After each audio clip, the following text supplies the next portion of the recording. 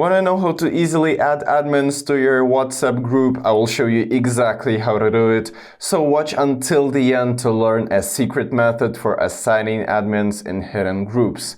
So let's get started. First, open WhatsApp on your device and afterwards open the group chat which you want to edit. Afterwards, click on the name of the group probably and review the participant list. And find the participant which you want to make as an admin. Simply click on his name and tap Make Group Admin. And now you've got a new admin in your group who can help manage discussions and handle participant issues. And as a bonus tip, as I promised, if you are running a private group, you can also assign a new admin through the invite process. Just add them using the share link option and follow the same steps to make them an admin. So if this video helps you, please give it a like and subscribe to the channel. That really motivates me to make even more helpful content for you.